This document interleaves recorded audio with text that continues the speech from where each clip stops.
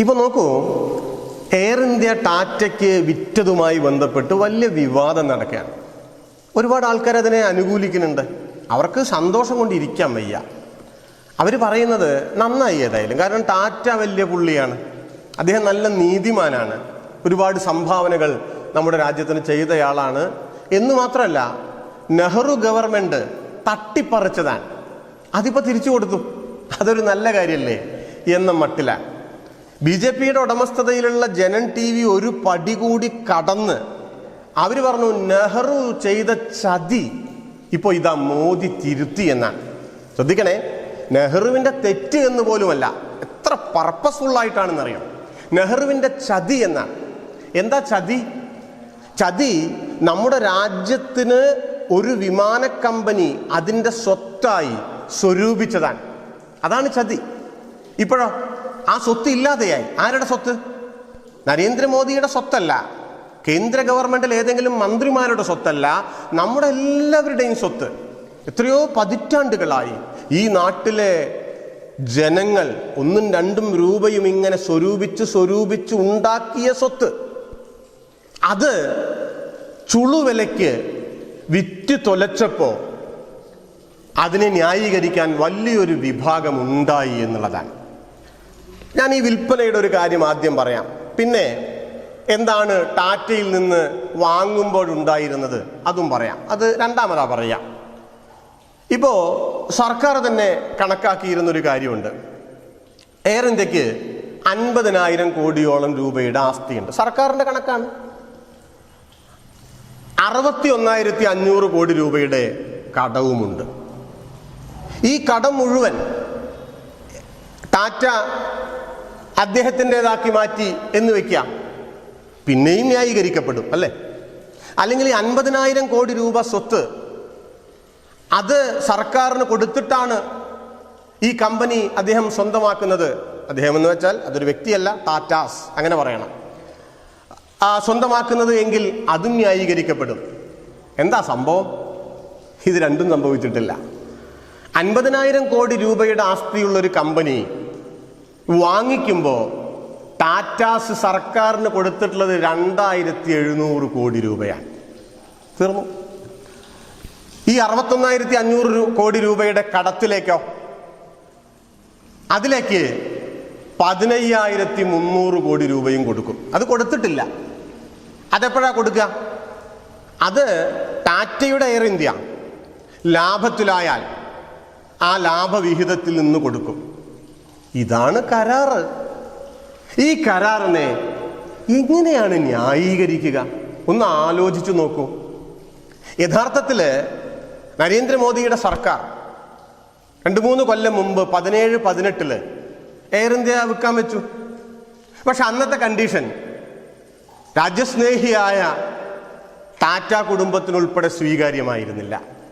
അതെന്താ കണ്ടീഷൻ എന്ന് വെച്ചാൽ 100% ഓഹരിയും വിൽക്കാൻ അന്ന് തീരുമാനിച്ചിരുന്നില്ല. 76% ഓഹരി വിൽക്കാനാണ് തീരുമാനിച്ചത്. പിന്നെയോ ഈ കടത്തിൻ്റെ കാര്യം പറഞ്ഞിരുന്നല്ലോ, ആ കടത്തിലേക്ക് 34,000 കോടി രൂപ ആരാണോ വാങ്ങിക്കുന്നത് അവർ കൊടുക്കണം എന്നൊരു വ്യവസ്ഥയും സർക്കാർ വെച്ചു. ഒറ്റ ആളും വാങ്ങിക്കാൻ വന്നില്ല, ഒരാളും വാങ്ങിക്കാൻ വന്നില്ല. അപ്പോൾ ഒന്നുകൂടി ഉദാരമാക്കി നമ്മുടെ കയ്യിലുള്ള ഈ സമ്പത്തിനെ ചുരുങ്ങിയ വിലയ്ക്ക് കൈമാറാനുള്ള ധാരണ സർക്കാർ ഉണ്ടാക്കിയപ്പോൾ ടാറ്റ ഓടി വന്നു. ഇതിൽ വേറൊരു കള്ളത്തരമുണ്ട് കേട്ടോ. അതെന്താണെന്ന് വെച്ചാൽ ഇപ്പോൾ ഒരു പുതിയ ഹോൾഡിംഗ് കമ്പനി പൊതുമേഖലയിൽ ഉണ്ടാക്കാൻ, എന്നിട്ടോ ഞാൻ നേരത്തെ സൂചിപ്പിച്ചല്ലോ 61,500 കോടി രൂപയുടെ നഷ്ടമുണ്ട് ഇപ്പോൾ എയർ ഇന്ത്യക്ക്. അതിൽ 15,300 കോടി രൂപയാണ് ടാറ്റ വഹിക്കുക, ബാക്കി 46,000 കോടി രൂപയുണ്ട്. ഈ കടം എന്തു ചെയ്യും? അത് ആരുടേതാണ്? അത് ടാറ്റയുടെ എയർ ഇന്ത്യയുടേതല്ല. പിന്നെയോ അത് ഈ പൊതുമേഖലയിൽ ഉണ്ടാക്കുന്ന ഹോൾഡിംഗ് കമ്പനിയിലേക്ക് മാറ്റും.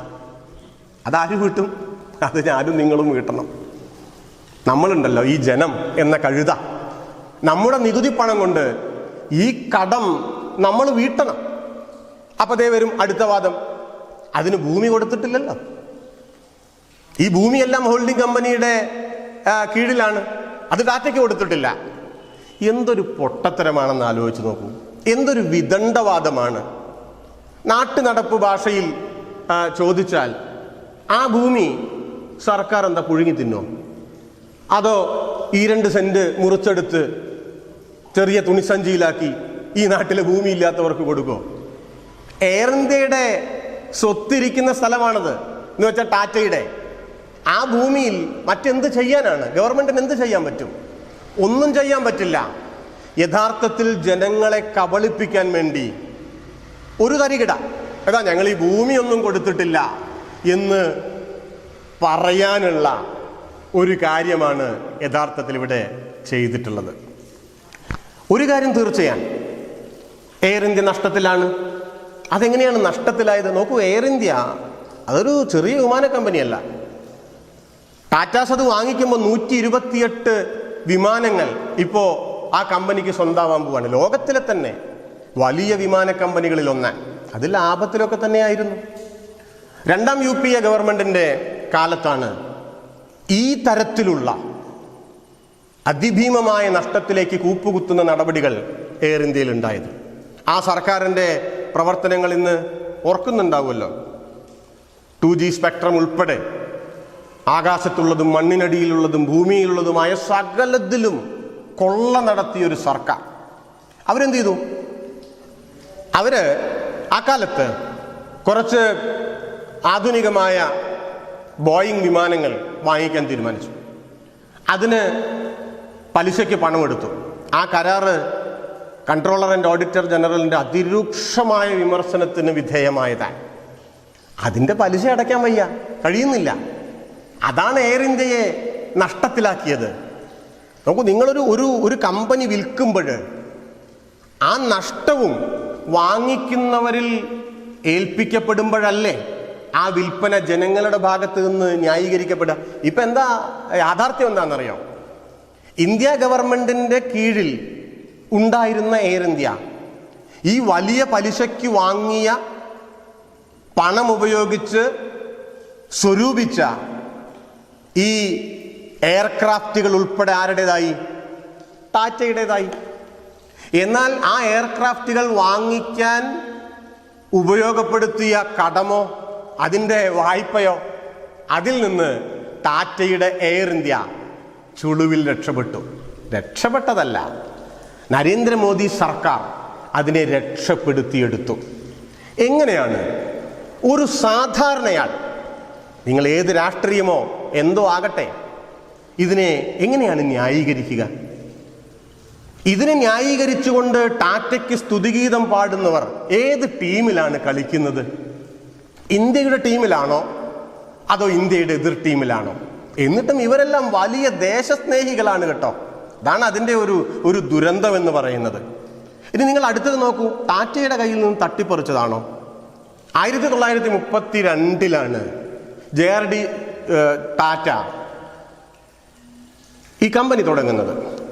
അത് അന്നൊരു ചെറിയ കമ്പനിയാണല്ലോ. അത് ദേശസാൽക്കരിച്ചതെന്നാണ് 1953. ഞാൻ പറഞ്ഞല്ലോ, അതങ്ങനെ തട്ടിപ്പറിച്ചെടുത്തതൊന്നുമല്ല. 1946 ഈ കമ്പനിയെ ടാറ്റ തന്നെ ഒരു ജോയിന്റ് സ്റ്റോക്ക് കമ്പനിയാക്കി മാറ്റുകയുണ്ടായി. 1946 ആദ്യത്തെ ഒരു വിദേശ സർവീസ് യൂറോപ്പിലേക്ക് എയർ ഇന്ത്യ ആരംഭിക്കുന്നത്. ഈ കമ്പനി സർക്കാർ വാങ്ങിക്കുമ്പോൾ എന്ന് വെച്ചാൽ ദേശസാൽക്കരിക്കുമ്പോൾ ഇതിൽ ടാറ്റയുടെ എത്ര ഓഹരിയുണ്ട്? 25%. മനസ്സിലാക്കിക്കൊള്ളൂ, 100% അല്ല. സർക്കാരിന് 49% ഓഹരിയുണ്ട്. ബാക്കിയുള്ളത് ജനങ്ങളുടേതാണ്. ഇവിടെ ആൾക്കാർ വാങ്ങിക്കേണ്ടായി. 25% ഓഹരി മാത്രം കൈമുതലായിട്ടുള്ള, വിരലിലെണ്ണാവുന്ന വിമാനങ്ങൾ മാത്രം കൈമുതലായിട്ടുള്ള ഒരു കമ്പനി തട്ടിപ്പറിച്ചതാ? വെറുതെ വാങ്ങിയതാണോ? 2.8 കോടി രൂപയ്ക്കാണ് സർക്കാർ വാങ്ങിയത്.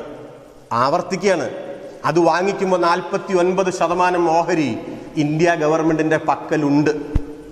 ആ കമ്പനിയാണ് വാങ്ങിച്ചത്. അതെന്തിനു വേണ്ടിയാണ്?